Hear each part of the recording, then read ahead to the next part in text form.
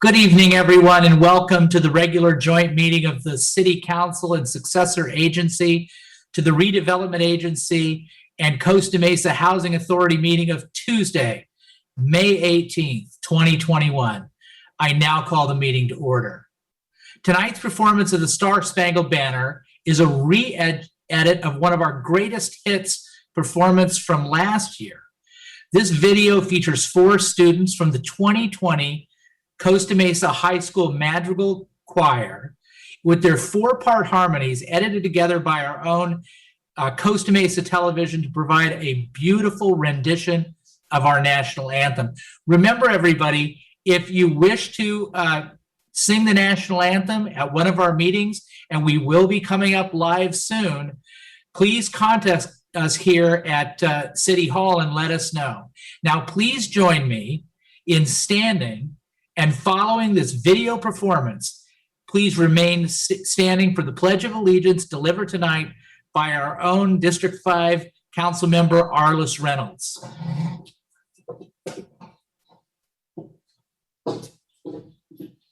Oh, say, can you see by the dawn's early light what so proudly we hailed at the twilight's last gleaming, whose broad stripes and bright stars through the perilous fight o'er the ramparts we watched were so gallantly streaming, and the rockets' red glare, the bombs bursting in air, gave proof through the night that our flag was still there.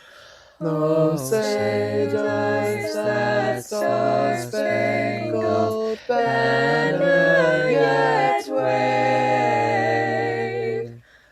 o'er the land of the free and the home of the brave?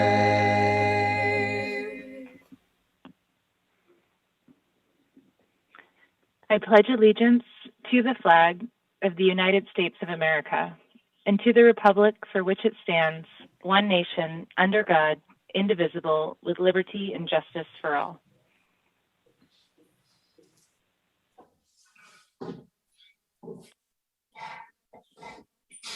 Thank you, Councilmember Reynolds, and thank you for that beautiful singing and to the great editing by Costa Mesa TV. Now it's time for a moment of solemn expression led by Pastor Mann from Calvary Chapel. Mr. Green, please take Pastor Mann off mute to lead the moment of solemn expression. Thank you, Mayor, and thank you for allowing me to be with all of you again this evening, and all the City Council there. I can see you. You all look great, and that was a great song and a great group there that we just heard. And Lord, we just come before you tonight once again, and we ask, Lord, that you would bless all the matters of discussion, matters of decision. Bless, Lord, the mayor, the council, city clerk, and city attorney, all the working staff, Lord, that put together the agenda for tonight and the decisions that will be discussed and perhaps even some decided upon in the moving forward, Lord, with the things of the city. Lord, we pray for special blessing over the fire department and their entire staff, the police department and their entire staff, the water department, Lord, we need them, and bless them, Lord, in their operations. But Lord, we pray for your peace and for your protection upon our entire community and all the residents here. Keep us safe, keep us healthy, Lord. We would pray and ask this tonight in Jesus' name, amen. Thank you. Amen. Thank you very much. Thank you for being here. We really appreciate it. Now, Madam Clerk, will you please do the voice roll call? Councilmember Chavez? Here. Councilmember Gameros? Present. Councilmember Harlan, Here. Councilmember Reynolds, Here. Mayor Pro Tem Mar, Here. Mayor Stevens, Here. and let the record reflect that Councilmember Harper is absent tonight. Thank you very much, Madam Clerk. Well done. And now we're going to hear from our city attorney to see if she has a closed session report. Ms. Barlow? Thank you, Mr. Mayor, members of the council. There was no reportable action taken in closed session this evening. Okay, thank you very much. So we have 4 presentations, 3 proclamations, and then a presentation regarding CERT and MASAC. The first relates to EMS Week. As many of you know, the city of Costa Mesa has a vast emergency medical services system that consists of first responders, emergency medical technicians, paramedics, emergency medical dispatchers, and firefighters.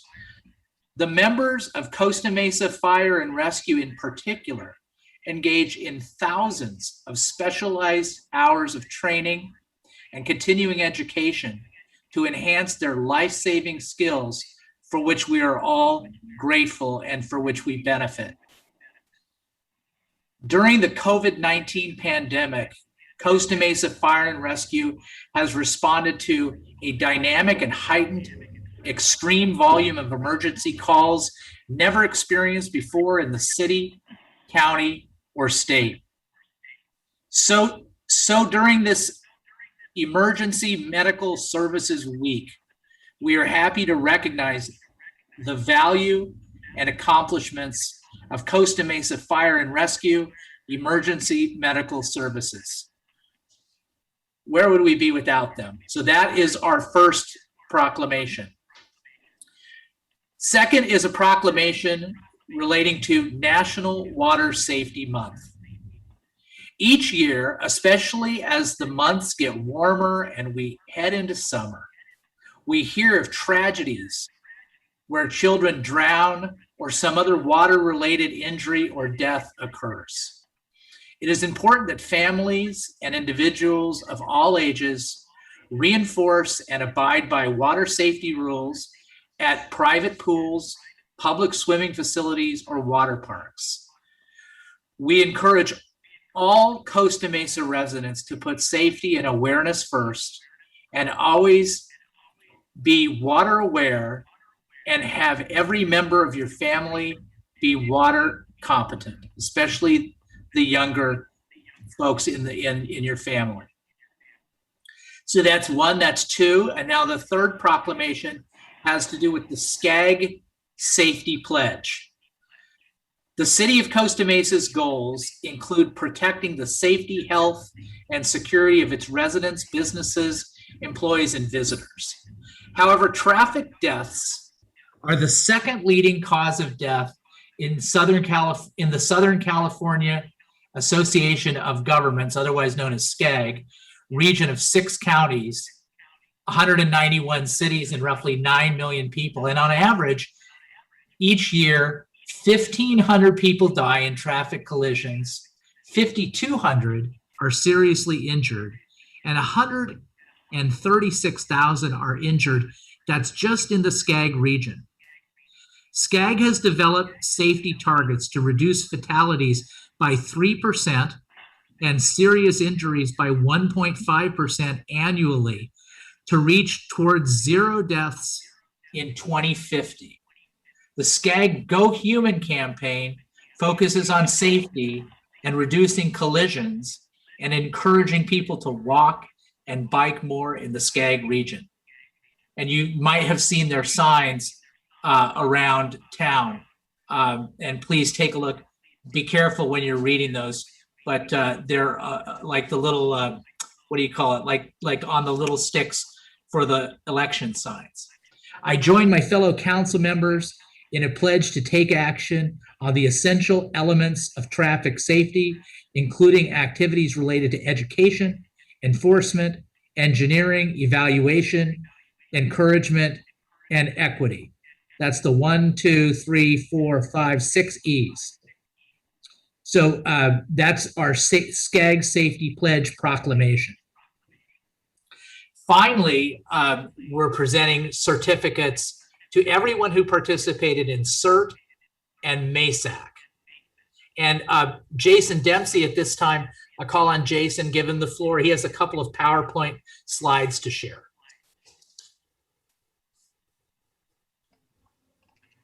Good evening, Mayor and City Council. Over the past years, we faced challenges and uncertainty. The Costa Mesa community volunteered to help. On their own time, at personal risk, and often at personal financial expense, individuals from CERT and MESAC contributed approximately 2,530 hours of their own time to the Costa Mesa community from April of last year until the current time. Their service exemplifies selflessness, supported a community in need, and demonstrated leadership by example, making Costa Mesa a better place to live, work, and visit. Thank you for taking the time to recognize their contributions. Thank you, Mr. Dempsey. And last but not least, we were thanking 36 volunteers from our CERT and MESAC group. During the pandemic, these volunteers stepped up to the challenge and helped us get through very tough times when we needed them most. We saw them all around. Most recently, I saw them at the soy vaccination pop-up. And whenever we need these volunteers, they're always there for us. So what I'm going to do is read each of their names. There are only 36 names, and but they do need they deserve individualized recognition. And first is the CERT team. CERT stands for Community Emergency Response Team. Nancy Wolf, George Berg, Eric Roberts, Eric Velasquez, Dan Stack, Cindy Brenneman, Dee Chester, Ashley Fisher, Patrick Williams, Nigel Carter, Mark Smeniato, Stan Brown, Rich Cohen, Erica Soto, Dennis Litton, Terry Fuqua, Ray Ott, Cecilia Schreier, Niall Schaffhauser, Andrew Johnston, Arnie Lynn Bengo, Natasha Kosecki, Jesse Doherty, Jennifer Wu, Leslie Galindo, Wayne Merrick. So those are the CERT volunteers. Now for MESAC, which stands for Mesa Emergency Services Amateur Communications. Ashley Fisher, Patrick Williams, Lee Place, Joe Orico, Ron Eggers, Ray Ott, Gordon West, Mary Tangden, Neil Lehman, and George Berg. So, Council, let's give them a round of applause. Thank you very much, everyone. Mayor Stevens? Yes, sir. I apologize for the interruption. I just wanted to, if I could, just acknowledge Brenda Emmerich, who heads up the CERT program. And there are few in the city that do as much for the volunteer piece with her than her leadership with CERT. So I just wanted to add that brief element, but I appreciate you indulging me for that moment in time for Brenda, and our thanks to her. I'm so glad you did, Chief. That would have been terrible if we didn't acknowledge Brenda. She does a wonderful job. Thank you very much. Okay, now we're moving on to the point where we have public comments. The public comments are regarding matters that are not listed on the agenda. If you would like to speak, use the raise hand option on your screen. And if you're joining us on the phone, press *9 to raise your hand and then *6 when prompted to speak. At any time, if you'd like to contact city staff or council, we encourage you to do so. Just go send an email to cityclerk@costamesaca.gov. And also, you have 3 minutes within which to speak. The clerk will give you a 1-minute warning as you get toward your 3 minutes. So, Madam Clerk, do we have anybody who wishes to speak at public comment? Yes, Mr. Mayor. The first speaker is Flo Martin. Wonderful. As a pedestrian, I was jazzed to see all those Skag Go Human signs around town. 9 cases of them were stored in Mark Perkins' garage. I was able to pick them up with my van and drive them over to the city yard, and they were unloaded there. So thank you for putting all those signs up. My concern tonight is Wilson Park. A public records request of 2017 indicated that consultant fees or consultant design services for the cost of the park renovation were $9,000. The hexagonal shelter, $16,000. Construction, $45,000. Total project, $70,000. I'm sad to say that 2 senior maintenance workers were accompanied by Steve Mensinger in 2017 to take down most of the facility at the cost of $230. I am requesting from City Council to request staff to put 2 picnic tables back under the hexagonal shelter. I've been following Charlene Aschendorf's tour of city parks, and she indicates that there are multiple picnic tables at all the parks that she has visited so far. This last Friday, I walked around the Estancia Park up on the bluff where the Adobe House is, and I counted 7 picnic tables. I would like 2 of those picnic tables taken to Wilson Park. I meet every Wednesday with a group of 1 about minute remaining. 8 friends for a potluck picnic at Wilson Park. We've been doing it for years. We sit on the ground. There are no more homeless people hanging around Wilson Park. It's my local city park, and I see it 2 or 3 times a week. So I'm requesting humbly and hopefully that we see 2 picnic tables at Wilson Park as soon as possible. Thank you for your concern.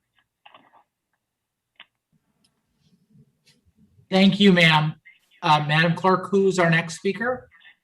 Jane Humphrey, please.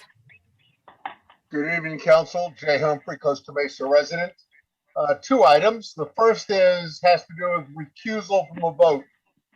By the logic of if somebody says something negative about a project prior to a vote, they should recuse themselves, no matter what their position is. By logic, the exact same is true for about anybody who says something positive about a project before there's a vote.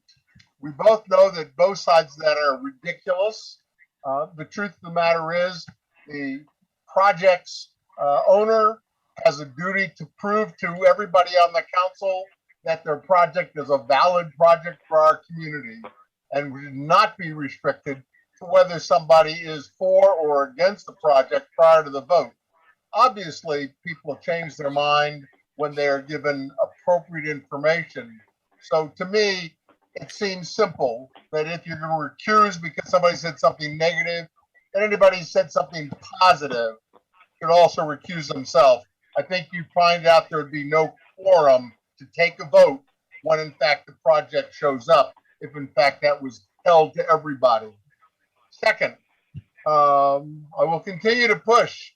It's time to open council sessions back up to the public, in the public, and I realize you guys have steps you have to take in rules, but we now have a reduction in the number of the issues, and I would like to see you reestablish public meetings in public at City Hall ASAP, as opposed to let's be the last guys that conform, as which seems where we're headed right now. So I would look forward to public meetings ASAP for city council meetings, especially. Thank you all very much for your time. Enjoy the evening and enjoy the onset of good weather. Good night. Thank you, sir. The next speaker is Dana. Hi, good evening, council members. Thank you for listening to my 3 minutes.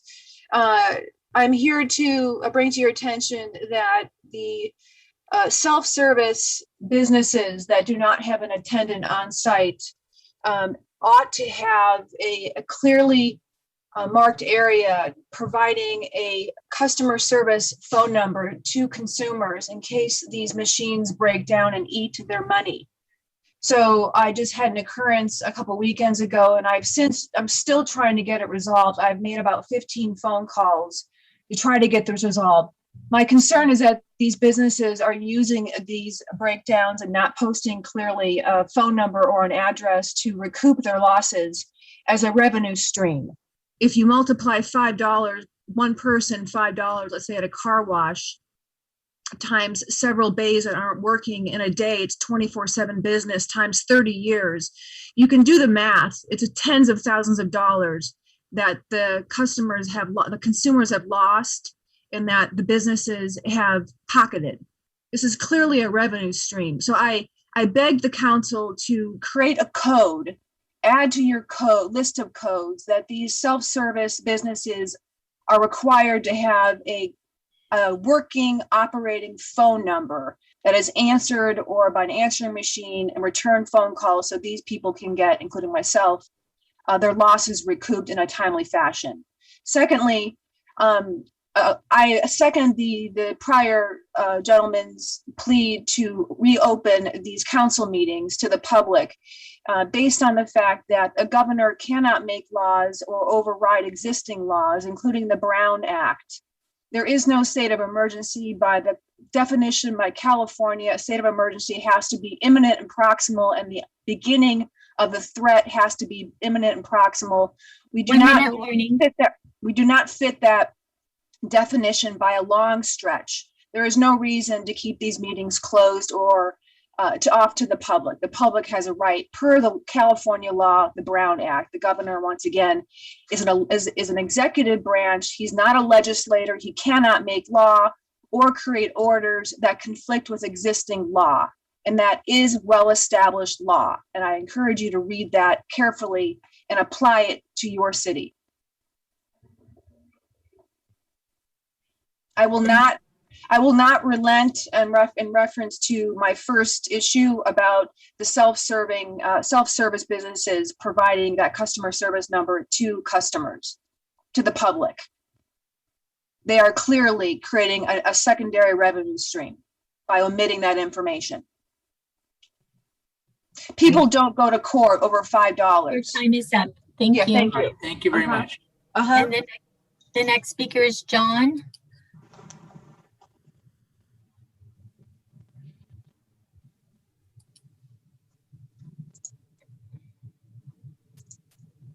John, would you like to speak?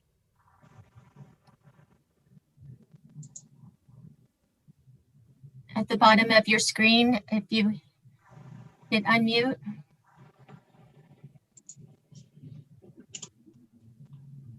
Okay. Okay, we can come back to John. Yeah, let's come back to John. I definitely want to hear from him, but let's go down to 698. Phone number ending in 698. Mr. Mayor, Steve Chan calling. I've provided a 3-minute video for my comment and request CMTV play from their console. Please alert me if this is not possible. I have no idea whether it's possible.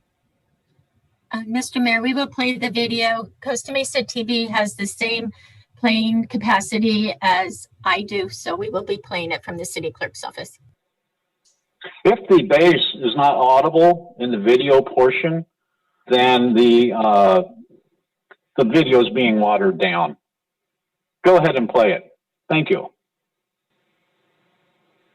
The law says Costa Mesa must zone for and build 4,000 affordable homes in the next 8 years. Failing in the appeal, the city continues to fight more housing availability. Newport Beach and other cities have moved forward proposing raw golf course land be used for their legal requirements. Fountain Valley may take part of the 640 acres in Mile Square Park. Costa Mesa should follow these best practices instead and rezone the city-owned 100-acre golf practice area for affordable housing. This 100-acre golf practice area will hold the 4,000 legally required affordable housing units at lower density than the high-density retrofits the city has proposed for your neighborhood. If you are the market for affordable housing, rezoning this raw land is the best chance that large numbers of affordable housing units are actually built. Zoning this raw golf practice land for affordable housing will free developers up to make more market rate housing in better projects. These better projects will increase values in your neighborhood. Developing on this raw land will not displace residents or businesses and will preserve the character of your neighborhood. Rezoning this golf practice land for affordable housing will not trigger Measure Y. Look for the change.org petition titled Rezone the 100-acre golf practice area for affordable housing in Costa Mesa. Truck Bar, with the help of the city, is operating as a public nuisance needing abatement. So too, Smart and Final.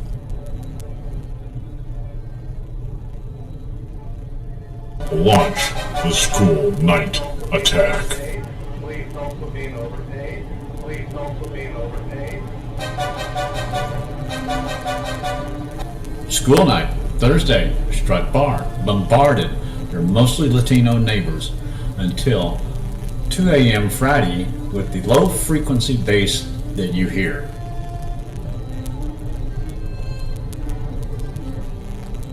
How would you feel at 1:30 a.m. if you heard the sergeant at the CMPD saying they ain't going out there? You will not respond. It's a school night. In a few hours, Smart and Final boots will come. Business as usual. You will not respond. At the last council hearing, you authorized a headhunter to find a new police chief. Please find one that can fix the systemic racism in this department. Standing by as the depravity by the soup kitchen goes on.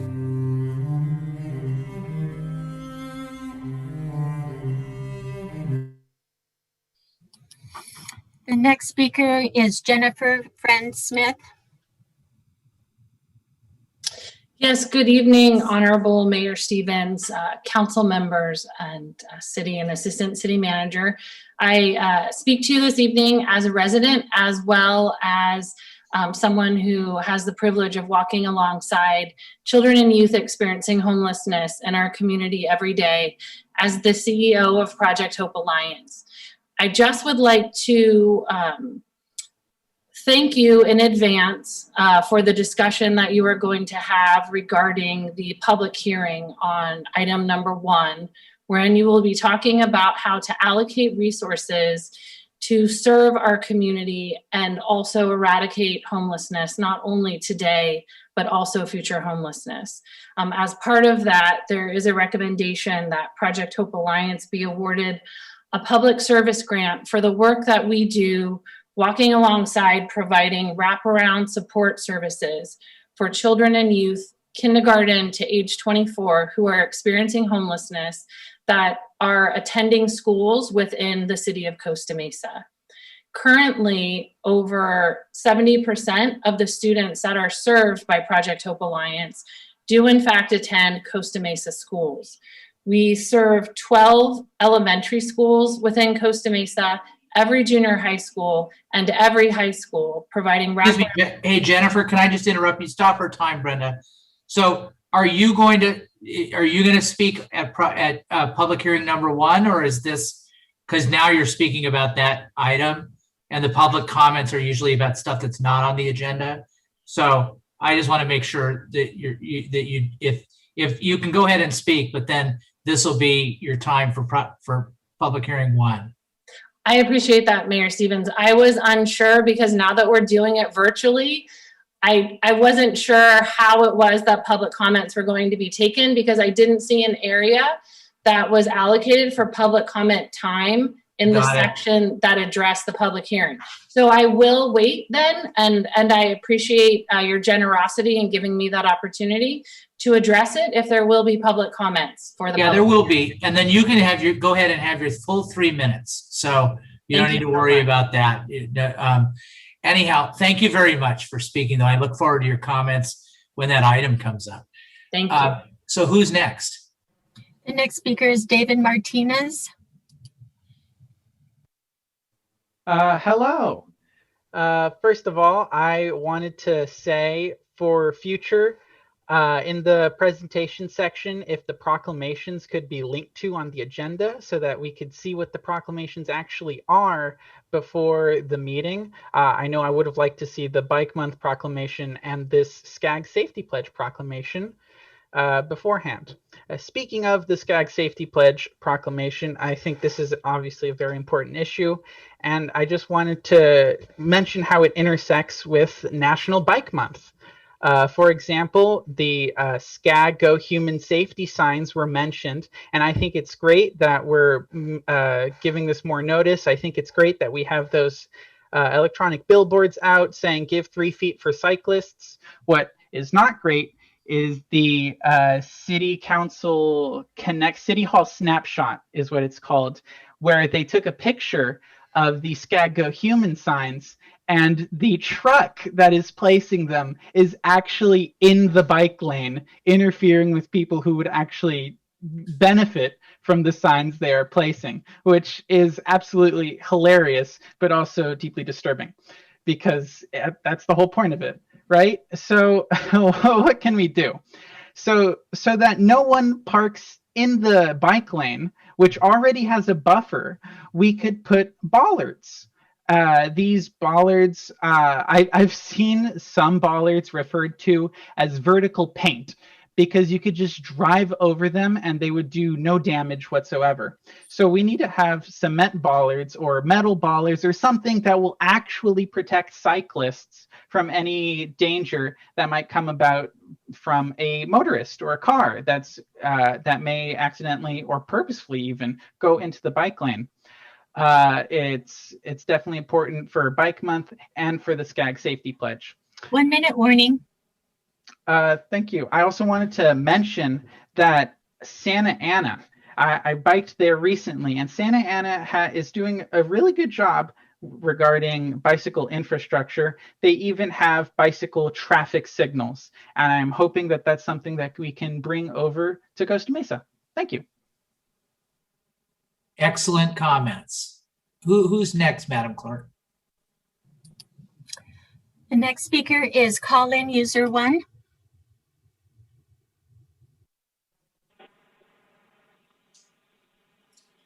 National Police Week was last week, May 9th through the 15th.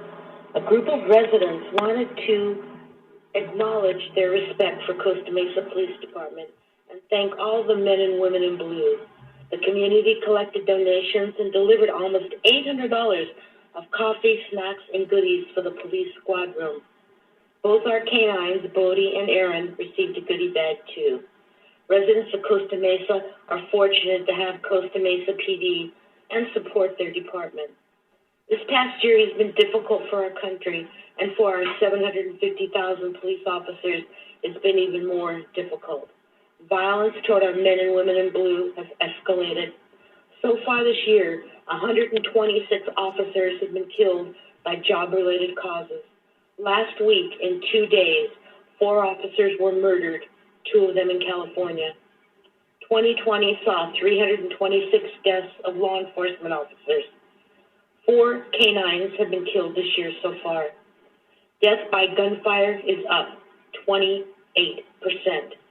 COVID-related deaths took a heavy toll on the blue as well. The community made a sign for National Police Week, which read, Costa Mesa PD rocks. It was placed in front of the PD. We backed the blue. I would hope our city recognizes National Police Week next year with at least a proclamation and acknowledgement of the blue, because in Costa Mesa, our police department does rock.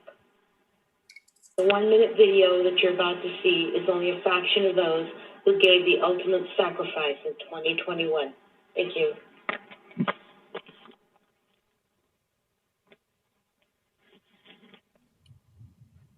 All right, the next speaker is John. You didn't play my video. Yeah, do we have the video? I don't have a video, Mr. Mayor. Was it submitted to the city clerk's office earlier? Yes. Okay, well, we will look for it. Do you know what time it was sent? In the morning. Okay, we'll look for it during this next speaker. yeah, let's hear from John and then we'll play the video if we have it. Okay, sorry for the previous technical difficulties. Can you hear me now? Yes, we can. Okay, my name is John Rittenhouse. I'm a 50-year resident of Costa Mesa, and I'm actually calling in regards to what I believe is an asset to the community, which is Harbor Soaring Society, a model aircraft club that's resided in Fairview Park for almost 60 years. For those of you who have been around for a while, you know about this club and its existence, and I think that it is, in fact, quite an asset for this community. We're not Newport Beach, we're not Irvine, we're not Cookie Cutter, we're Costa Mesa, a little bit different than some of the other communities, and I think our club has provided an asset, has been an asset to the community. Unfortunately, it's a consequence of some wrongdoings years ago. That area has been highlighted in an unfortunate way for years now regarding some actions of a previous council member. I won't get into all that, but the pendulum has swung in that area, and now we're getting a spotlight shown on us, I think unfairly. Over the years, we've been a very good steward of that park. We've been there for 60 years. Most of those years, the only adult presence in the park for the majority of the day. As you may be aware, the Fairview Parks Study Commission, I forget the acronym right now, has made an adjudication that we are no longer an asset in the park. And that recommendation has been forwarded to the PAX Commission, which they will be reviewing on the 27th. And then that review will go to you sometime in June or July. And I guess the nature of this call is to give you a little heads up. 60 years and 3 minutes to speak about it. I've just found in the way we've articulated our position, going through Zoom has been very difficult. The fact that we can't really present 60 years worth of information and articulate our benefit to the community. So I guess the nature of this call is just to give you a heads up on what will be happening, and in fact that you're going to receive this decision sometime in June, and ask if there is a way that we can contact you, if you would allow this format, to contact you before that meeting and get your opinions, your concerns, and any issues you might have with us being in the club in a written format. So when we do present, we can articulate exactly what your concerns are, rather than just, blindly give you an explanation of 60 years of our existence in the park and maybe not really address what your time is up. concern. Okay, All right. Thank you for your time. Thank you very much. Do we have anyone else? Now, were we able to retrieve the video that Ms. Spadoni was referring us to? Mr. Mayor, no, we checked all our computers. We received no video, and we checked the junk mailbox too. So okay, I notified the. Well, one solution is if she's still on the line, we have a rather short agenda today, and so at the end we can have council member comments and stuff like that. we can play it at the end if she sends it to cityclerk@costamesaca.gov. Okay? Thank you, Mr. Mayor. We will be on the lookout for that. Thank you. I appreciate it, Madam Clerk. So then looks like we don't have any more public comments. Is that right? Okay. There are no further public comments. Okay, so we'll close that section of the meeting. And now we go on to council member committee reports, comments, and suggestions, where each council member has up to 4 minutes to make comments and suggestions and talk about what they've been up to. And first up today, our leadoff hitter, if you will, is from District 5 on the west side, Councilmember Arliss Reynolds. Great, thank you. I will start my comments today in the parks, I guess. So we just want to thank Trellis and our staff and all of the organizers and volunteers who showed up for Love Costa Mesa Day. It just occurred to me why I've been sore the last couple of days, and that's because I, of course, was out in Canyon Park. I think it's in our 3rd straight year of pulling ice plant out of the park, making way for more native species, and it was just really nice to be working with our hands and meet some new neighbors again. So that was really fun. It's great to see how that event has grown over time. So I want to thank everyone who participated in that and who helped organize that. We heard a public comment on Wilson Park, and I just wanted to share my support for the requests that we heard. I think especially as we've invested a lot of time and resources in addressing some of the issues with loitering at the park that I think was the reason for the bench removal. It absolutely makes sense to me that we have some places for people to sit and enjoy the park there. In a conversation recently, I also learned that I think unless you're in the single family neighborhood around the park, you're not allowed to even park at the park. So it's very difficult for people to even bring their own tables and chairs because of some parking permitting around that park as well. So it'd be great to have that built in.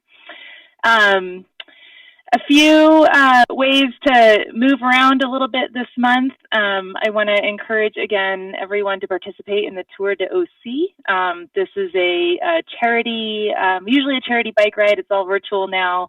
The organization is encouraging people to bike or walk, and there's a way to register online.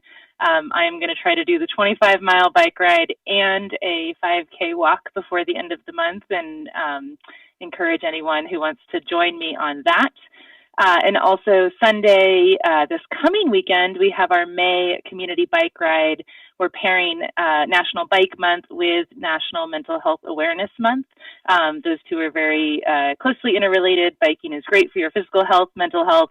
We're going to do a little yoga session before we bike ride in honor of Mental Health Awareness Month. So that should be a lot of fun. We've mapped out what we hope to be a very low stress ride through the city, through some beautiful neighborhoods. Lastly, I did have some conversations both at Love Costa Mesa Day and just around town with some restaurant owners who have taken advantage of some of the outdoor dining opportunities they've had. And they expressed interest in really investing in some of their outdoor spaces. So I'd like to think about, I know we've allowed that through the end of this year, but I think people love it. I'm interested in making that permanent. And while folks are thinking of making bigger investments in some of the more permanent outdoor dining areas, I think it'd be nice to revisit that soon.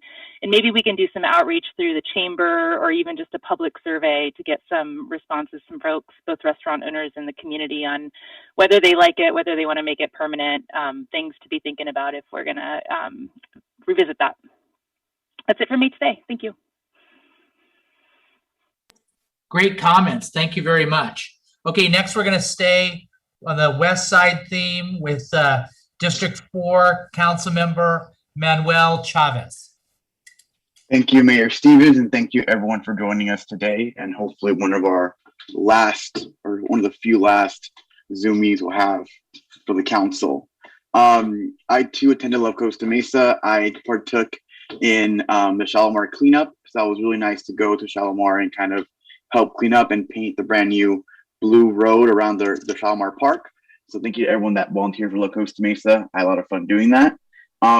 That same day, I also attended the second dose clinic at Savor Youth through SOS. And I just want to thank our CERT team for being out there. I want to thank Brenda, who was there on behalf of Fire and Rescue. Really a team effort to make sure all of us are getting vaccinated in West Costa Mesa and District 4. Alongside the vaccine train, there is another vaccine second dosage happening at the senior center. If anyone who went to the first time, please go to the second time because you need both shots to be fully immunized against COVID.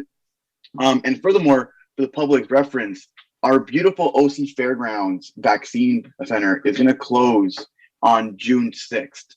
So as of right now, it's walk up. Every Thursday, it has extended hours until 8 p.m. Normally it's 8 to 5. On Thursdays, it's I believe it's 10 to 8. So please, if you get vaccinated, go to the OC Fairgrounds while it's conveniently here in Costa Mesa, because the county is shifting towards a more localized approach and won't have any pods anymore. So please, please, please, if anyone you know needs a vaccine, go to the OC Fairgrounds. Alongside that, I have just two more quick points. One, I echo Member Reynolds' point on Wilson Park. It is a dang shame that we can't even use it as a proper park if you live in that part of Costa Mesa, because there's no benches to enjoy and because you can't park there and travel there. Kind of defeats the purpose of having open spaces, right? You hear some folks talking about building housing on green spaces, but we understand the importance of having green spaces, and they should be utilized by the public. And also, again, I'm gonna keep saying this every single meeting until we get it done. Let's build pocket parks on these empty lots on Wilson and Charlie Street. And lastly, I had great conversations with Carla Venezuela on the Chamber of Commerce of Costa Mesa. Really excited moving forward, working with a great new leadership in the Chamber of Commerce. So a lot of fun things to look forward with them. But for that, concludes my comments. Thanks, Mr. Mayor. Thank you. Great job, Councilmember Chavez. Next up from District 2, Councilmember Lauren Gameros. Thank you, Mr. Mayor. I have a few things I would like to comment about. First of all, I would like to say earlier last week, I met with Pastor Ian Stevenson from Trellis, and we talked about quite a few things, kind of how we're addressing our homelessness situation and what opportunities are available for our homeless and different things. So I had no idea what the capacity was that we were capable of providing for our community. And I really want to say that it's second to none. And if it wasn't for the leadership of not only Ian, but our staff and Susan Price, which I don't mean to call you out, but she really has stepped up. She brings a lot to the table. And if it wasn't for her and Ian, we really wouldn't be in the spot that we're in right now. And that spot is when I went and volunteered on Saturday, I could not believe the outpouring of volunteers that I saw, and just the community embracing what it means to go and help our community. And if it wasn't for the heartfelt interest of the people in our community, we really wouldn't have the opportunity to engage with some of the situations that we have. So I would just like to take the time and thank those people and thank those volunteers. It really was a heartfelt moment to see all those people out there volunteering.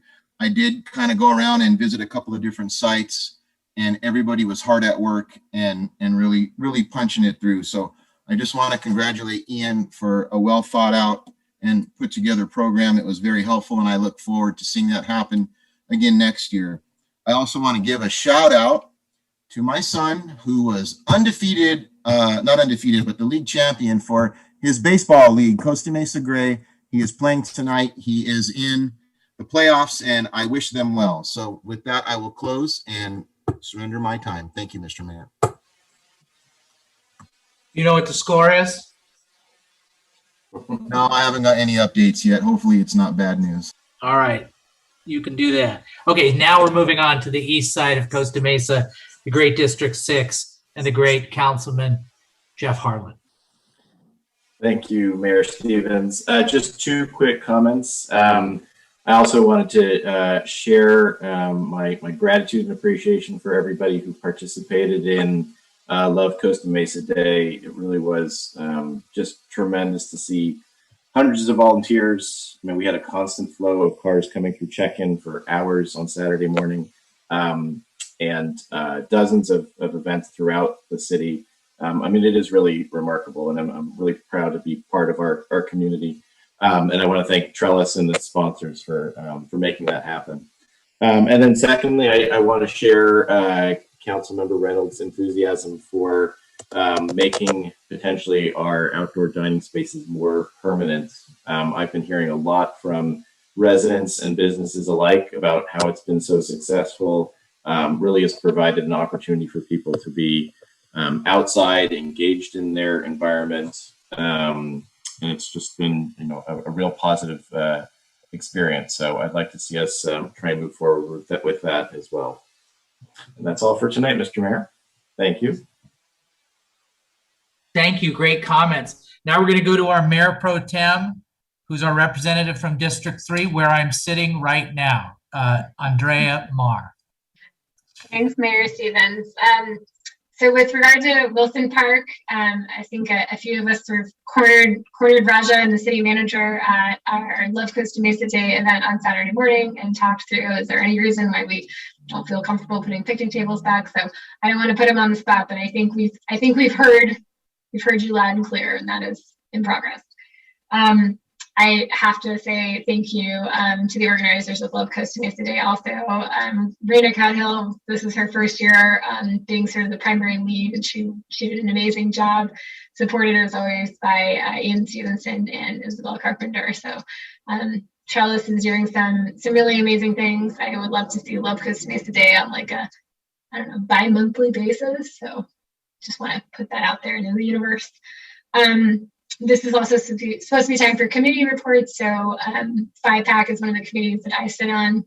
We got some really great comments from the 5PAC community members, specifically, understanding where the CIP is coming from. One of the things they pointed out that I think is helpful is potentially some annotation when we present this as part of the budget that indicates which projects are holdovers from last year, in some cases holdovers from the year before last year.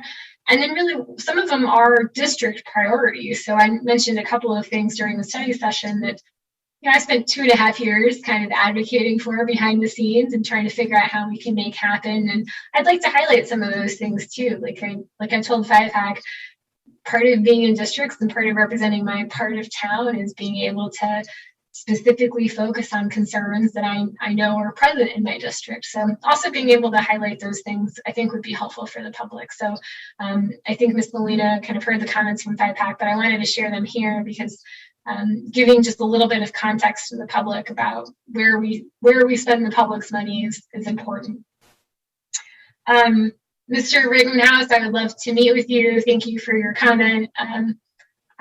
Full disclosure, I think when this came up before council before, I did have questions and I was skeptical about how we balance the desire to keep Fairview Park natural with the Harbor Soaring Society. So I would like the opportunity to meet with you one-on-one at your convenience.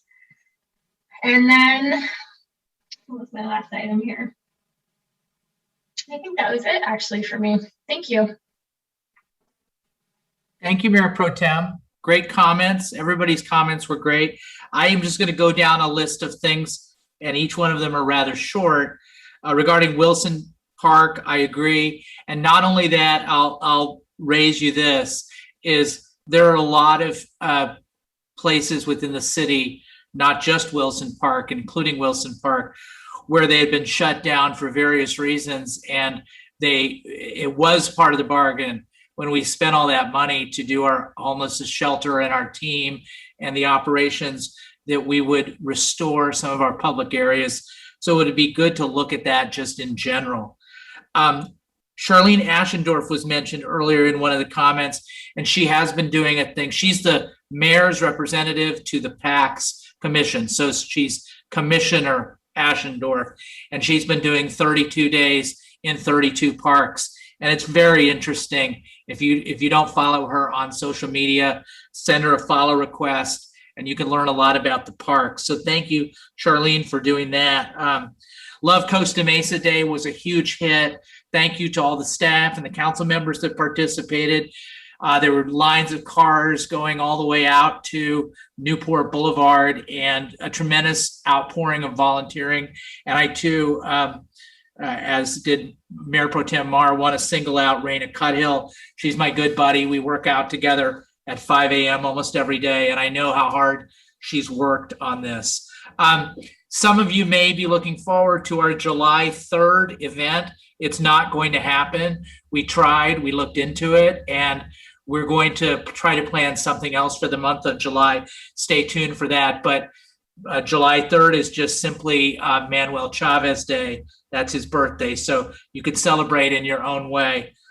On Saturday, in addition to Love Costa Mesa Day, I went with our representative, our Assemblywoman, Connie Petrie Norris, and each month in her district, she gives a small business of the month. And this month it went to the 333 Nail Bar, which is right on Baker, right near Century, not too far from where the old Shark Club was. It's run by 3 owners, 2 women and a man in their 30s that came from 3 different parts of the country, thus 333. It's a really wonderful place. And it was an honor for me to be there. And it was I was very proud that this small business was recognized by Assemblywoman Petrie Norris. And as Manuel Chavez said, Councilmember Chavez, get your vaccine. He was just, I can't say it any better. I can't give more detail. Get your vaccine. It was great, and it's time to do it now. I want to make sure I cover everything. Finally, thank you for one of the public members of the public who mentioned National Police Week. National Police Week was actually from May 11th through May 17th. So it ended yesterday, but it's always a good time to recognize our police and as she said, the blue. And I don't know where we'd be without you. We have Chief Glass here. Thank you very much for all your work. It's a dangerous job. It's a difficult job. It's a necessary job. And it is true that there have been some tragedies, including in San Luis Obispo, where one officer was injured and another officer was killed trying to execute a warrant. So it's a very dangerous job, and it's a very necessary job. And I don't know where we'd be without our men and women in blue. So thank you very much. That's all I have. Now, we're going to the city manager's report. And tonight, our assistant city manager, the great Susan Price, is going to fill in for our city manager, Lorianne Farrell Harrison. And perhaps she'll have an update on what we're doing in terms of opening the city hall and also opening the chambers for these meetings. Ms. Price. Absolutely. Thank you for that. And it's great to be here tonight just to talk about all the great work that's going on in Costa Mesa. And, you know, the council has covered so many of the items. I'll be fairly brief tonight. So certainly we know that the County of Orange has been in the orange tier for a while, and it's going to the yellow tier tomorrow morning. And while many of us have been waiting for this reopening guidance that we've been hearing about from our state governor, June 15th has been the date that we've all been kind of planning for. And so as the mayor alluded to, our city teams and city leadership are currently working on a strategy to reopen City Hall in a hybrid approach where both Zoom will be available as well as an opportunity for people from the public to come into the council chambers, speak in person during public comment, as well as on Zoom. And so we are working right now to install that technology. And so we've learned from Zoom, we've gotten, unfortunately, a little bit used to this process, and definitely many of us, all of us, are looking forward to coming back in person. And I couldn't be happier to make the announcement that we are aligning ourselves to that guidance being released by the state for June 15th. And that is both looking at the council chambers for the meeting on June 15th, but also looking at the broader city hall opening so that people can conduct their business in person with our staff in the various departments. And a lot of that has been done online and through appointments and on the phone and things of that nature, but virtually. We're looking forward to seeing all of you in person as well. And so look forward to some announcements on the reopening of both City Hall and some staggered opening of, to the public for reaching our departments for some of the necessary services that our city has been providing. All of that will be, of course, in alignment with the guidance that hasn't been released yet, but we're operating currently within the guidance of the yellow tier. So that is pretty much my update on that. I wanted to, highlight also the fact that vaccinations are currently available for our teen population. 12 to 15-year-olds can now receive the Pfizer vaccine. I think, as Councilmember Chavez mentioned, the pod will be closing at the fairgrounds on June 5th. So the time is now. It's convenient. Hopefully people can go to the fairgrounds and receive their vaccination. Vaccinations will be ongoing, available in more community sites after these super pods close down in the beginning of next month. Homelessness has been brought up. I've been taking some great notes on the feedback about Wilson Park and some of the other things. And I appreciate Councilmember Gameros talking about the efforts of the Network for Homeless Solutions in the city of Costa Mesa. This is a bright star. Really, among all the cities in the region, Costa Mesa has been a front runner on the issue of homelessness and responding favorably to both, people that need help, and then also kind of people that what I call pre-contemplative in moving into the system of care. And so, I'm happy to report that we've augmented our street outreach teams, nearly doubled them at the beginning of May, so that you'll see more street outreach on nights and on weekends, in addition to the work that we've already been doing throughout the pandemic. Our shelter currently has a census of 32, and I want to take a moment to thank and congratulate Mercy House as our operator for making it through what has been the most challenging year in our careers in homeless services. And so I want to thank Mercy House for their work in getting that successful transition from Lighthouse over to Airway. Remind everyone of our neighbors that we are currently still operating a rental assistance program, and we're coming to the end of our first round of that, but we will have a second round of that will coincide with what is the end of the eviction moratorium potentially at the state level in the end of June. And so we are prepared for that as well, and being very proactive, working with SPIN and Mercy House in our community to assist anyone who is behind in their rent as a result of the COVID pandemic. Let me see. I would be remiss if I didn't just mention the glee that I felt when I was there at Love Costa Mesa. It's a pleasure to work with Trellis, but for me personally, it was a pleasure to be out in the community. From one of the few times after this pandemic that I've been able to get out into the public, meet more people in our community. And I was over at Shalimar as well, walking down Shalimar Street, and did some gardening. You may notice some really nice looking cactus on Shalimar that have been recently groomed.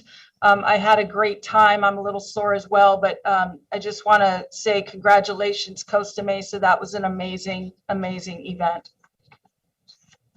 Thank you very much. What a great report. Wonderful job. Now let's hear from our City Attorney, Ms. Barlow. Do you have anything to report? Just briefly, Mr. Mayor, I did want to alert the council that oral argument has now been set in the Ninth Circuit Court of Appeals on the Yellowstone matter. If you remember, that was our case that went to trial before a jury, and ultimately we were successful. Many of the subsequent cases involving challenges to our group home ordinance are sort of on hold in essence, although they've made their way to the Court of Appeal, most of them pending that argument. So that is set for July 26th. We will let you know. And if I am able to get a link to that, it is going to be done remotely so that you can view it. If that's possible, I will provide it to you so that you may view that argument if you would like. And that is all I have tonight, Mr. Mayor. Thank you. Mayor. Yes, ma'am. I give the floor to Mayor Pro Tem Andrea Mar. Thank you, Mr. Mayor. I would like to add an item to the agenda for tonight. Specifically, I'd like to reconsider my appointment to the Parks, Arts, and Community Services Commission and reopen that appointment for additional applications. Okay, if that's a motion, I'll second it. And I believe we need 4 votes, correct? We do need 4 votes. That's a 2/3 vote requirement to bring the item onto the agenda. I do want to add that this item did arise after the posting of the agenda. Due to the upcoming meeting of the Parks and Recreation, Arts and Community Services Commission, I think the Mayor Pro Tem would like to act on this prior to the next regular council meeting. Okay, that sounds good. And then so we have a motion by Mayor Pro Tem Mar, a second by Mayor Stevens, and I think this is the type of motion under Robert's rules where there's no discussion. So let's do a voice vote. Thank you. Councilmember Reynolds? Yes. Councilmember Harlan? Yes. Councilmember Gameros? Yes. Councilmember Chavez? Yes. Mayor Pro Tem Mar? Yes. Mayor Stevens? Yes. Motion carries 6-0. Thank you, Mr. Mayor, Mayor Pro Tem. That item would then be taken up under new business after the consent calendar. Sounds excellent. We will do that. And that's a good segue right into the consent calendar. So that's our next section of the meeting. All matters listed under the consent calendar are considered to be routine and will be acted upon in one motion. There will be no separate discussion on these items unless members of the city council, staff, or the public request specific items to be discussed and/or removed from the consent calendar for discussion. If a member of the public wishes to pull an item on the consent calendar, what you should do is use your raise hand function now or press *9 now. And at that point in time, we can call on you and you can pull an item. And for my part, I do want item number 7 to be pulled so we can have an opportunity to hear from Travel Costa Mesa. So it looks like we have Mr. Martinez. Mr. Martinez, do you wish to pull another consent calendar item other than 7? Yes, number 6, monthly update of goals and objectives. Okay, that's fine.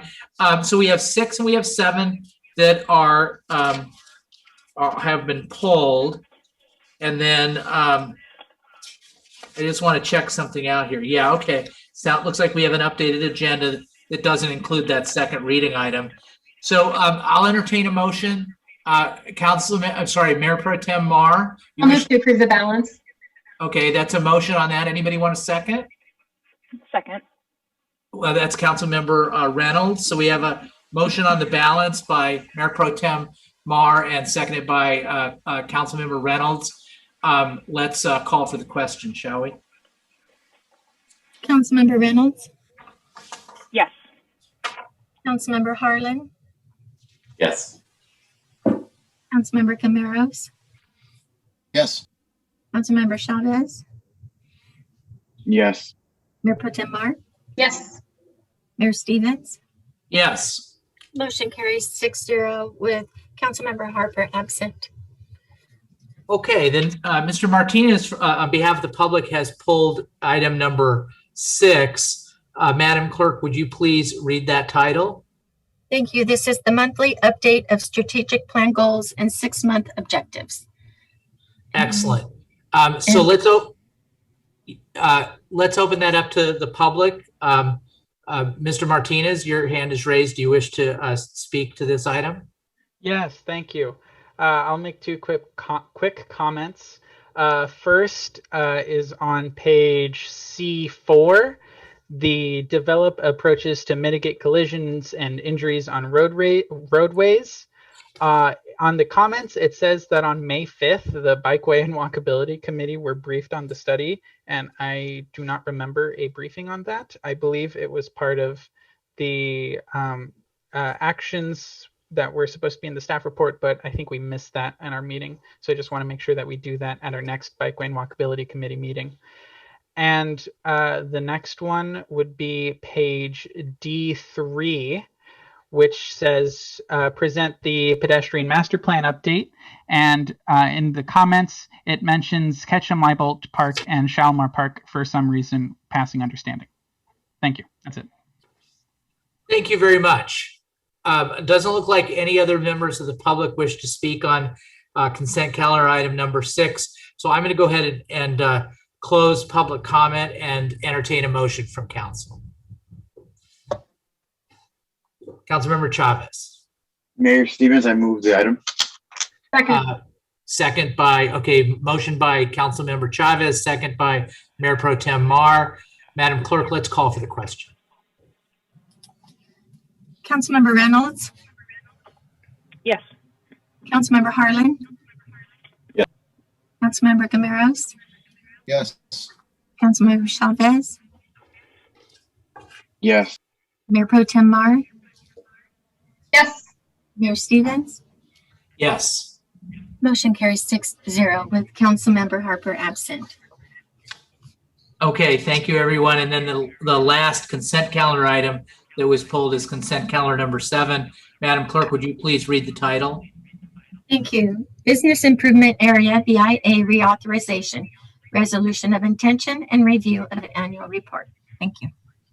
Excellent. Thank you very much. Now, I know that Ms. Lombardi-Fries would like to speak on this. Is there a staff presentation as well? Good evening, Mayor and members of the City Council. Tonight, as you have mentioned, we do have Travel Costa Mesa's president, Paulette Lombardi-Fries, who will be presenting a presentation to the City Council and provide an update about Travel Costa Mesa for this current fiscal year. I'll turn it over to Ms. Lombardi-Fries. She's here present to give the presentation. Wonderful. Ma'am, you have the floor. Thank you so much. It is wonderful to see all of you. As you know, Travel Costa Mesa has focused on bringing awareness to those leisure guests considering Southern California as an overnight destination. Well, 2020 was an incredibly difficult year for the hospitality industry, and in marketing for our organization, we certainly walked a tightrope on what was appropriate to market about the destination. March of 2020, we converted to an evergreen information-only program, and during that, we realized our two most important goals were to continue to keep prospective visitors and media informed about Costa Mesa's story when travel returns, and then to support the city and local businesses through the pandemic by sharing crisis communications and promotional offers within the city. Travel Costa Mesa transitioned to marketing only to nearby drive markets in LA, San Diego, Inland Empire, and even communities within Orange County for staycations when we could.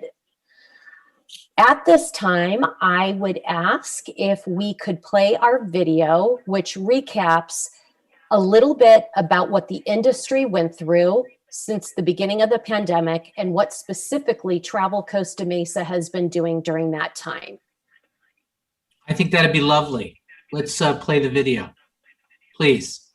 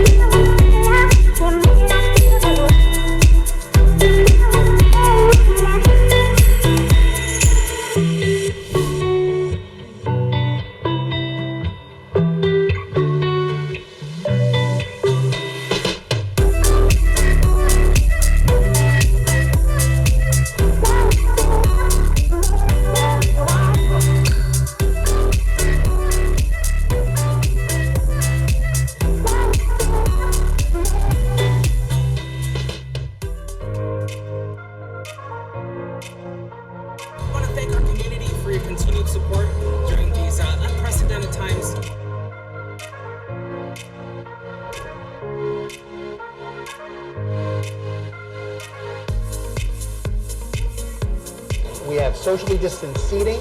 We are sanitizing and cleaning every surface. All of our crew members are wearing face masks.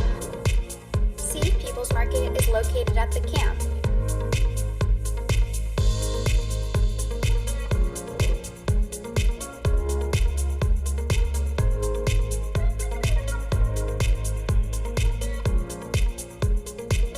Chef Mark McDonald here from Old Vine Kitchen Bar. We offer 3 beautifully socially distanced outdoor patios.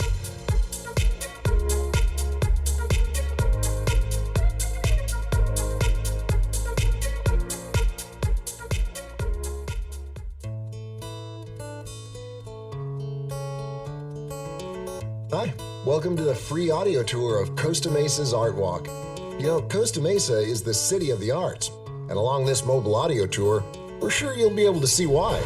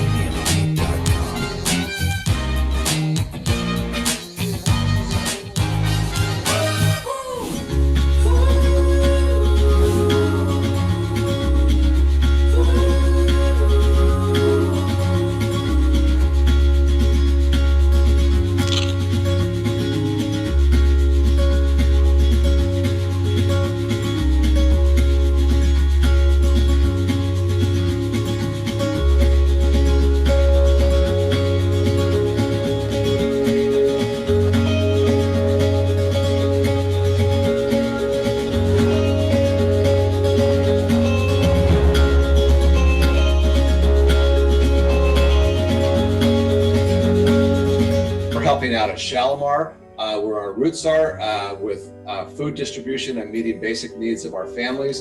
While schools are shut down, we're also supporting distance learning. Thank you. Thank you. Thank you to our grocery store workers. Thank you to our healthcare workers. Thank you. Thank you. Thank you. We hope you all are staying safe and healthy at home right now. Yes, and together we're Costa Mesa. Costa Mesa. Costa Mesa strong. Thank you so much for staying home during this last month. It's working, and we're flattening the curve. Let's stay strong, Costa Mesa. And working together, we can help crush COVID. Let's do this.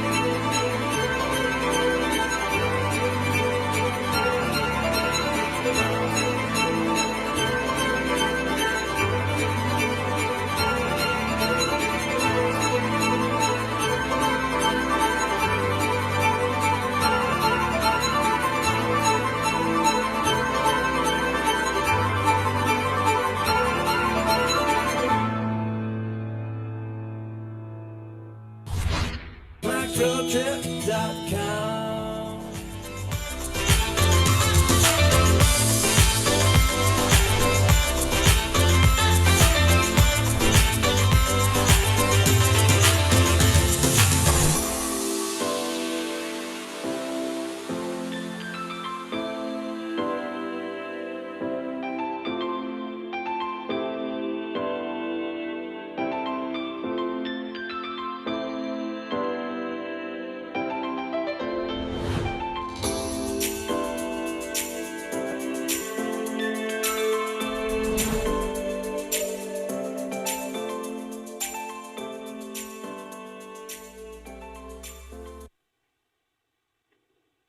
Thank you for that comprehensive video. So now let's open it up for first. Are there any? Let's ask. Are there any questions of Ms. Lombardi-Fries or staff regarding the presentation? Councilmember Harlan. Thank you, Mayor Stevens. First of all, I just want to say that was the best produced presentation that I've seen the entire time I've been sitting on the dais, not just as a council member, but for 4 years as a planning commissioner. And that actually says a lot. I've seen a lot of presentations that certainly captured my interest. But more importantly, I think it showed how hard that Travel Costa Mesa has been working during the last 18 plus months. And I noted your quote about how you're going to learn a lot from this. I think anybody who watched this learned how important, not only how important tourism is to Costa Mesa, but how important it is to have our community partners working together. So I am thrilled about where we're headed. I'm completely confident that we're going to recover in our tourism industry. And I think we've been doing it very smartly. So I just wanted to say thank you. Does anyone else have anything they wish to express? Any questions or any comments? I'm here to see you shaking. I only have one question of Ms. Lombardi-Fries. So if you were to give a couple of, statements or suggestions to the council or to the public about how we can help the tourism industry in Costa Mesa, what can we do? Thank you so much, first of all, for all of your support. I have always felt supported by this council, and I cannot tell you how much that means to us. So thank you. Mayor Stevens, I think that a lot of people assume in our city that if we hear about a group, whether we're a business like Experian or even the Chargers, that because they're located in our city, that if anyone's coming to visit, they automatically stay in our city. And that is not the case. So I would ask that the help that we need is to remember Travel Costa Mesa. So when you hear about these groups, we have a destination sales executive, Debbie Megna, who specifically now concentrates on group business, which is 10 rooms or more that would book into any one of our 11 hotel partners. So the help can be that to contact us. So even our police and fire, if there's training groups that have a need for accommodations, that we would know about that. So our destination sales executive can reach out to them and offer them quite the variety of hotels to stay at. But also it's not just about obviously the hotels, as you all know. When they stay with us, they visit our restaurants. They visit, the lab in the camp, SoCo, South Coast Plaza. So it just means so much more than just a hotel night to get them to stay with us. And it honestly breaks my heart when I know there is a piece of business that is staying in a nearby city because we didn't know about it. Or perhaps maybe one of our hotels didn't have space for them, so they said no, and we didn't get the opportunity to say, wait a minute, we have many more that you can choose from, so please let us help you. And that would even go to venues that hold weddings that don't have, obviously, hotel room nights to share with their clients. So that is definitely one way that all of you and businesses within the city can help us. So we're very excited about the upcoming year and the addition to our team. You know, not to single out Debbie, but I have to say she was hired January 13th of 2020, and she is a seasoned veteran. And then COVID hit. And quite honestly, I thought I was going to lose her because everything closed down. April, we had 11% occupancy in our hotels. So we worked very, very hard to keep her, made cuts like all of you did. And she booked over 30,000 room nights for us. Wow. And that would not have stayed here without her efforts because hotels didn't have salespeople to help them. So it's just not taking things for granted and assuming that the group is going to stay within our city. That's really a big thing that the community can help us with. Thank you very much. And I just want to say, I don't think it was mentioned before. If it was, I'll emphasize it. This year, for the first year, the Chargers are staying in Costa Mesa during training camp at the Westin.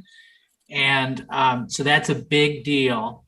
Previously, they had stayed in Irvine, but then the visiting teams that came and played them in scrimmages stayed in Costa Mesa. So that's a big deal, and I'm sure you guys were involved in that. Let's open this up to the public. I don't see anybody who wishes to speak to it. So unless I see a hand raised, going, gone. Public comment is closed. Thank you very much, Paulette. And let's get a motion on the table. I'll move the item. Second. Okay, Councilmember Harlan moves the item and Councilmember Chavez seconds. Let's call for the question. Councilmember Chavez? Yes. Councilmember Gameros? Yes. Councilmember Harlan? Yes. Councilmember Reynolds? Yes. Mayor Pro Tem Mar? Yes. Mayor Stevens? Yes. Motion carries 6-0 with Councilmember Harper absent. Okay, we have one public hearing item. And then we have one, later on, we'll have that one new business item that we added. Madam Clerk, will you please read the title of our public hearing item? Thank you. This is fiscal year 2021-2022 annual action plan identifying funding priorities for the Community Development Block Grant and Home Investment Partnership Grant programs. Presentation by Ms. Valens-Colleen, Zoning Administrator, and Mr. Linares, CDBG and Home Coordinator. Thank you. Okay, wonderful. Thank you very much. So then we'll hear from Ms. Valens-Colleen and Mr. Linares, and then council member questions, and then we'll hear from the public, and then we'll be in a position to hear a motion.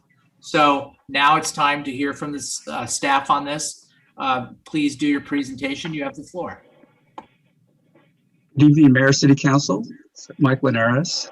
Thank you for joining, allowing me to join you this evening. I'll just take a moment here to share my screen with my PowerPoint.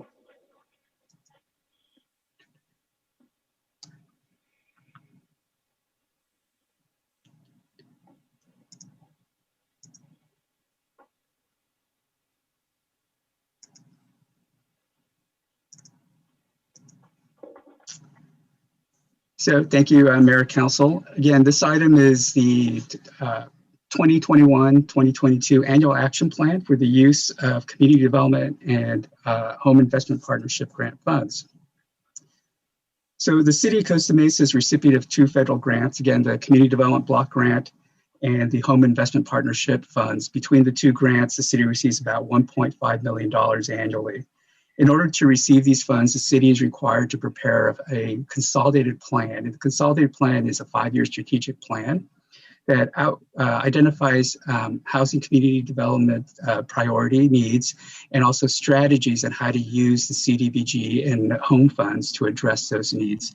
The City Council approved the current consolidated plan about a year ago in May 2021, or 20, excuse me. The annual action plan is a component of that 5-year plan. It's the piece of the 5-year plan that is updated annually and outlines how the city will use the funds each year as they are received from HUD. The current consolidated plan identifies 5 general categories of goals for the 5-year period: activities that address housing preservation, infrastructure facility improvements, a homeless continuum of care strategy, public service needs, and program administration and planning. HUD has notified the city that it will receive about $1.62 million this coming year in the 2 grants. For Community Development Block Grant, we've received official notice the city will receive $1.1 million, a little over $1.1 million. It's approximately 1.3 less than the city's current year grant. And for home funds, it will receive $501,749, which is again a little under 1% of the city's current year grant. You did receive a supplemental regarding the CDBG allocation, and I will touch on that in a bit. Staff is recommending allocating the CDBG funds into 5 basic program areas: housing rehabilitation, public services, capital improvement projects, code enforcement, and program administration and planning, with the bulk of the funds allocated for capital improvements. With respect to public services, the city made $165,000 in public service and CDBG funds available for public services. The city did receive 8 applications for funding and funding requests, including Fair Housing Services, which is a required program by HUD. The request totaled over $195,000. In March of this year, the city's Housing and Public Service Grant Ad Hoc Committee, which is a citizen-appointed, council-appointed Citizens Advisory Committee, did meet, and they developed the funding recommendations that are being presented to you this evening for your consideration. The committee recommended funding 7 of the 8 applications, including the Fair Housing Services. This table provides a summary of those recommendations: the applicants, the population that the program will serve, the amount that they requested, the average rating score of the committee, and then also the committee's recommendation. So missing from this table is the one agency that was not recommended for funding, which is MOMS OC. This pie chart gives a visual of how the funding recommendation is broken down in terms of percentages. The bulk of the funds going for senior services, followed by homeless services, youth, and then low and moderate income services. You have received a supplemental memo on the CDBG funding allocation. It's been a little bit of a wild ride the last couple of weeks with this allocation. As I indicated earlier, the city in February received a letter from HUD indicating that the grant will be for the $1.1 million. About a week or so later, we started receiving information and receiving calls from HUD that they had discovered a mistake in the formula, and that in fact, the city would be receiving a slightly higher amount, about 1.5% more, $16,500 more. About a week later, we received notification that in fact that was a mistake. We were back to the 1.1 million, and then a couple of days later, we received notice from HUD saying, no, we actually are getting a little bit more. We have yet to receive any official notification from HUD in terms of the actual discrepancy and how much the city will actually will receive. I believe it will be the larger amount. So therefore, staff is asking, as part of the recommendation, that the City Council appropriate any additional CDBG funding to the Wilson Street Pavement Project, which is the capital project recommended for funding for next year. With respect to the home program, staff is recommending funding in 4 different categories: housing rehabilitation, which is the bulk of the funds; the city's tenant-based rental assistance program. This would be the 2nd year funding for that pilot program. The city is required to allocate a minimum of 15% for a community housing development organization project. That's an affordable housing project with a nonprofit housing development corporation. So that allocates about 15% of the funds, and then program administration. With respect to the city's housing rehabilitation program, we wanted to take this opportunity to seek council permission and authority to move forward with some program modifications. Several years ago, the city council made changes to the city's program and the key changes were charging a 3% interest on the loan, and also with the grant program, lowering the income limits to qualify for the program from 80% of the county median income, which is what is allowed by the HUD program, down to 50%. And the purpose of those changes were to really try to assist lower income homeowners with grant funds, and to also try to recoup some type of return on investment, the public's investment in the community. And while those things were achieved to some end, it did result in some impacts on the program in terms of reducing the number of participants and also limiting who could participate in the program. So staff is asking the City Council to authorize us to move forward to make some modifications to bring the program back to 0% interest, which is what most communities in Orange County do with their housing rehab programs, and also to raise the income limits for the grant program to 80% from 50%. Additionally, due to the cost of construction materials and labor increasing over the past years, staff's also recommending increasing the mobile home grant from $10,000 to $12,500, and then for city single-family homes from $14,000 to $17,500. Again, staff is asking for authorization to move forward with these program modifications because they will take some additional time in terms of modifying program policies, procedures, forms, documents, and all these things we will bring back to council at a future date for approval.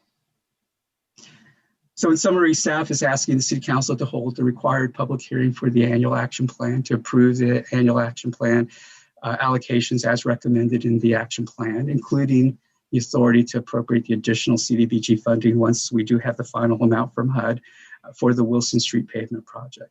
And then to direct staff to amend those housing rehabilitation program policies and procedures and return to council at a future date. That concludes my comments. I'll be happy to answer any questions. Any questions, council? Could you, can you unshare your screen so I could see? I'm working on that, Mayor. Okay. Bear with me. No, I don't mean to rush you. It's just I can't see the people that have their hands raised. Yes. As I say when Councilmember Harlan is putting, take your time. Thank you. I'm having a difficulty here. So that's what he says. I apologize. I'm not sure what's happening here. Okay. Anyway, does anyone have any questions? If I can't see, Councilmember Reynolds. Yeah, just one quick question. Thank you. The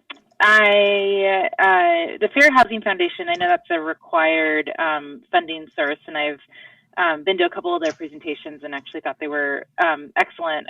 A really important issue now, so I would encourage us to encourage them to come and do more presentations, and I'd ask our staff to sort of make that free service that they provide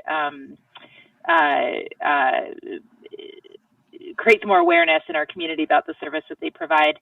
My understanding is that we get a monthly or quarterly report from Fair Housing Foundation on any calls they get from our city. Is that correct?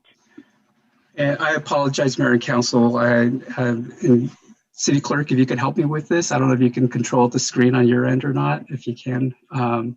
Council member, to answer your question, we do get quarterly reports from them, yes. Yeah, I'd be really interested in seeing that. I don't know if I'll make the request for myself. Maybe other council members are interested. I'd appreciate getting that report on a quarterly basis too, because it feels like some really good insight into what calls are coming from our rental community. Yes, I'll be happy to forward that to the council. That'd be great. Thank you.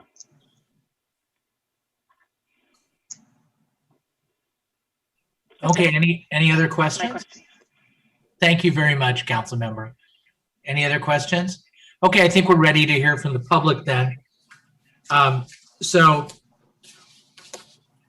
now it's time for public comment. If you, it looks like we have a couple folks that are ready to speak, and you to queue yourself up, either raise your hand if you're doing the Zoom, or if you're calling in, push *9, and then when we call on you, push *6. And this is the 3-minute program, so you have 3 minutes within which to speak, and then we'll give you a 1-minute warning. Thank you. The first speaker is Erin McCall. Hello, City Council. Thank you so much for this opportunity. I am one of the appointees for the City Council and Housing Authority Board Supplemental Program, and I just wanted to echo all of the great work that everyone has been doing, and this was such a great process, and I just want to say thank you for all the support. The proposed spending that we've sent to you guys is based off of like hours of deliberation and overviewing the applications. We think that this is the best way to spend the community's money to be able to help these community programs and to make Costa Mesa a vibrant city that supports its members. One of the things that we definitely want to suggest in the future is if there is a way that there can be support from the city to make it so that more people are able to apply for these programs because of the reporting burden that goes on it. Many programs are not able to apply for this grant and to be able to work on fun projects, which is the intent of the CBDG grant in the first place. But with that said, we full-heartedly support Mike Linares's report, and we submit this to you for your review. Thank you so much. Thank you very much. Okay, our next speaker is Jennifer Friend-Smith. Good evening again, and thank you for the opportunity to address you, Mayor Stevens, honorable council members, and Assistant City Manager Price. My name is Jennifer Friend, and I have the privilege of serving as Project Hope Alliance's CEO. For the past 7 years, we have proudly lived within Costa Mesa at 19th and Placentia with the very clear mission of ending the cycle of homelessness one child at a time.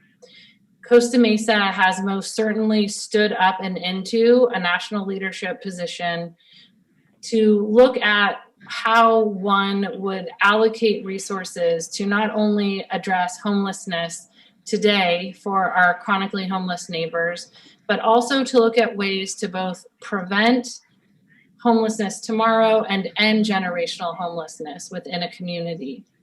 One statistic that Project Hope focuses on and kind of reverse engineers from is that a student without a high school diploma is 400% more likely to be homeless as an adult. What we know in our community is that we have a large number of students experiencing homelessness. Project Hope Alliance has been site-based. We started at Newport Harbor High School, serving predominantly our Westside Costa Mesa students attending that campus, experiencing homelessness. And we now serve on every high school campus in Costa Mesa, every junior high school campus in Costa Mesa, as well as 12 Costa Mesa elementary school campuses, filling in the gaps and eliminating the barriers that homelessness causes in the life of our kids, preventing them from graduating from high school. Our high school graduation rate currently 1 minute warning. At 89% versus the 69% national average. Your investment today in our youth and children experiencing homelessness will not only save the county $14.3 million by 2030, but every kid that you ensure graduates from high school adds $75,000 to our local community. So thank you so much for your leadership in standing up for, seeing, and serving our kids so that we can truly ensure that their future does not include homelessness. Thank you so much for those words. Now we have Timothy Gwynn from Mercy House to speak with us. Good evening to you, Mayor Stevens, and honorable council members. My name is Timothy Nguyen. I'm the Chief Program Officer over at Mercy House, and we're your partner that's operating the bridge shelter. Big shout out to Susan Price and her team. We couldn't have done that transition without you and your support, and we're just really thankful for the commitment that the city of Costa Mesa has made to coming alongside us in our mission to end homelessness. And I think it's a real testament that we can see the results of the work you're doing. You're regaining access to those public spaces, and you're seeing in a time where homelessness is a growing problem, we're seeing the city responding to create a system that ends homelessness. I want to thank you again for your support and encourage you to accept the recommendation. The funding allocated from the CDBG, in this case, will support the bridge shelter at the new site, at the early site. If you haven't come by and seen the site, I know I saw Mayor Stevens there when we did one of our open houses. It's an incredible site and it's an incredible program, and we're going to really help the most vulnerable people in the community there. Thank you. Thank you, sir. Thank you for the partnership. So it looks like we don't have anyone further to speak from the public. So I'm going to close public comment. And now I think, council member, I have a question before we do the motion, a quick question. Is that okay? Were you going to make a motion, council member? So I was talking to Ms. Price before the meeting, and I'm interested in funding the mom's request for $1,500. And she was explaining how we could accomplish that without sacrificing any of the other applicants and recipients. So could you explain that so perhaps we can incorporate that into the motion? Sure, it would be my pleasure, honorable mayor and council members, and to the Costa Mesa community and our partners. The CDBG public service grant, upon review of the proposals that we have there, we've identified one of the proposals for the Senior Serve Lunch Cafe program that is basically doing a grab and go sack lunch program for the seniors in our community. Would be an eligible activity under the CDBG COVID allocation that the city had received prior to this. And so I would, basically respond to you that application for $15,000, not $1,500, is $15,000, could be funded by CDBG COVID dollars. And you may recall, and just to remind everyone, because I know there's a lot of moving parts here, that we did come back to council recently with an allocation that was bid out to the community and no one applied, and it was $177,382 for food assistance. And I'm very confident in discussing with Mr. Linares that particular proposal would be eligible there, which could free up $15,000 should the council decide to fund the ninth proposal in the public service grant process here. You're on mute, sir. Thank you very much. Okay, so now I'll, Councilmember Chavez, did you wish to make a motion? I do, but before I do, I want clarity on that, Susan. Can you explain to me simpler terms what exactly you're trying to accomplish with Mayor Stevens' request? This particular, one of the proposals that's in the public services grant allocation list is clearly eligible for an alternate funding source that the city currently has available, that's going to be bid out shortly, but could fund this particular program. And it's a Senior Serve Lunch Cafe for $15,000. So it's outside of the regular traditional CDBG money. It's specifically CDBG COVID impact specific. But in the case of that, it's really just using a different funding source for the same purpose and allows us to fund all 9 projects. Understood. Thank you for that clarification. So in that case, I have my motion in place. I would like to move the motion to approve all 8 applicants except for the community Senior Service Lunch Cafe program in order to fund everyone to their full amount. Someone count the math because I'm just doing it on the fly. And include that any extra money we get from the federal government goes to the Wilson Street Rehabilitation Program. And I also want to direct city staff to bring back an amended version of the city housing rehabilitation program. Make sense? Yes. I'll second. Thank you. Does that have all the elements, that motion have all the elements of the recommendation? I believe it's missing the 15,000 allocation to CDBG COVID. Did I miss Then that? add that too. Yeah.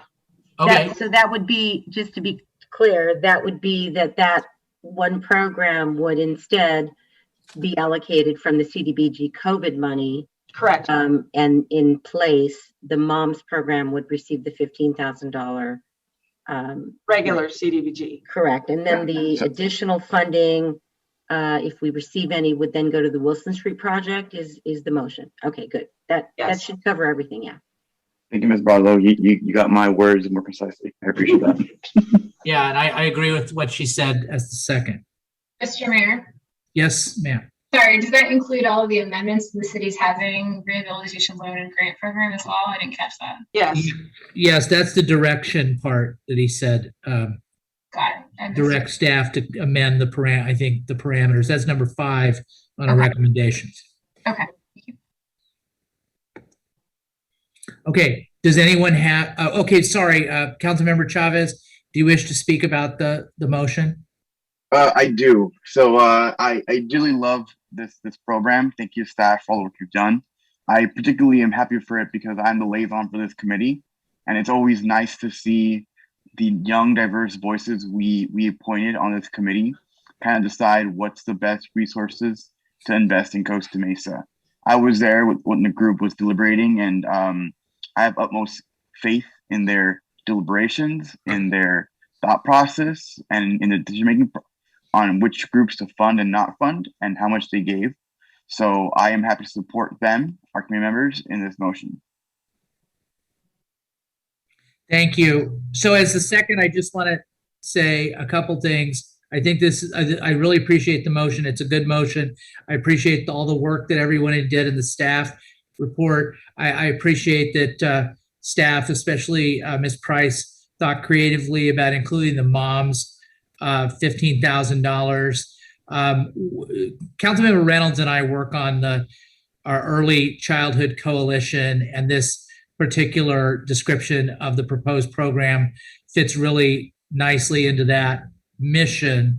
And it's kind of similar to what for Project Hope Alliance, Ms. Fran Smith said, who, by the way, is a terrific community member and really a legend. Everybody, if you haven't met her, you should and hear her story.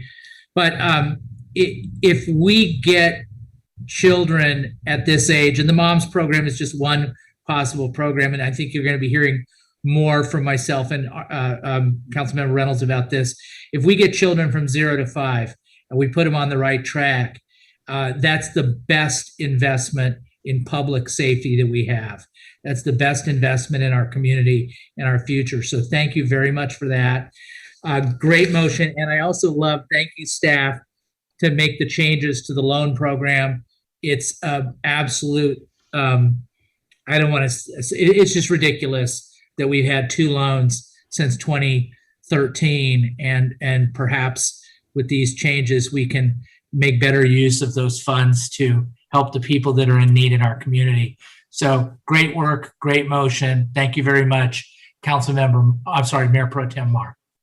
Thank you. Yeah, if I were going to be the second, I was going to focus on that actually. Like, that is absurd, and I'm embarrassed that it took 2.5 years on council to find that out. So I'm wondering if there's a mechanism by which we can check on the status of that program more frequently so we can figure out what's working and not working. We talked earlier this year specifically about first-time homeowners and wanting to find ways to encourage that in the city.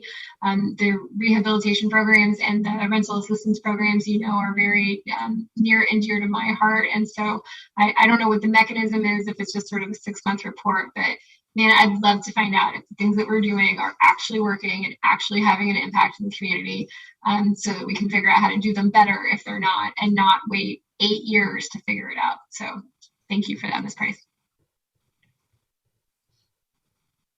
Great comments. I concur. Great suggestion. Anybody else have any comments or questions? Okay, good. I think we're in a position to call for the question. Madam Clerk? Councilmember Chavez, Yes. Councilmember Gameros, Yes. Councilmember Harlan, Yes. Councilmember Reynolds, Yes. Mayor Pro Tem Mar, Yes. Mayor Stevens. Yes. Motion carries 6-0 with Councilmember Harper absent. Okay, well, thank you very much for your work on the public hearing item. Now we're going to do the new business item that we added. And I think, do we read a title there? I don't think we do. We don't need to do that, right? We don't have a title, but I would say that if it was on the agenda, it would be entitled Mayor Pro Tem's request for reconsideration of appointment to the Park and Arts Community Services Commission. Okay, let's have that be the title. Mayor Pro Tem Mar, you have the floor. Thank you, Mr. Mayor. So I have some concerns specifically with my appointee, Ms. Mills' views on a couple of public health issues. And given that the members of committees and commissions serve the way we've done it at sort of the request of individual council members, I feel compelled to reconsider that appointment, as I don't believe some of her views reflect my values. Okay, thank you. So I would like to, sorry, so I would like to reappoint that position, which also requires us to reopen the application process. Okay.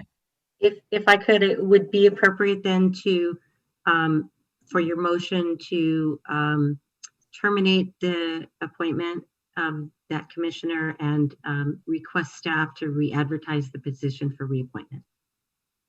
So moved. Oh, wait a second.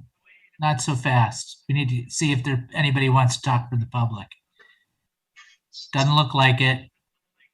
Going once, going twice. I opened the public comment. I'll close the public comment. Now you can make a motion. Ms. Barlow said it eloquently. I would like to remove Ms. Mills as a Parks Commissioner and reopen the appointment process and application process. I'll second. Okay, then let's, we have a motion by Mayor Pro Tem Mar, second by Mayor Stevens, and let's call for the question. Councilmember Chavez, Yes. Councilmember Gameros, Yes. Councilmember Harlan, Yes. Councilmember Reynolds, Yes. Mayor Pro Tem Mar, Yes. Mayor Stevens. Yes. Motion carries 6-0 with Councilmember Harper absent. Okay, thank you very much for that. So now we don't have any more items on our agenda. So now is the time for additional council, board, and committee reports, comments, and suggestions. Does anybody have anything further? Ms. Price, are you raising your hand, or is that for a holdover? I just wanted to take a moment to ask our clerk whether she was able to receive the video that was requested during public comment. Thank you, Ms. Price. We did not.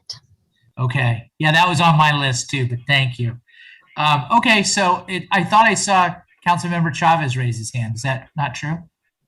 I did, Mayor Stevens, but it was for the point raised by Assistant Manager Price. Well, you guys all have my back. I'm glad you're here. Thank you very much. Okay, so we don't have anything further then, but I do want to adjourn the meeting in honor of Paul Van Doren, who passed away recently. He was one of the founders of Vans. Of course, Vans and the Van Doren family are very important to our business community and continue to be so. So I want to recognize him and adjourn the meeting in his honor and in his memory. So we are adjourned in honor and memory of Paul Van Doren.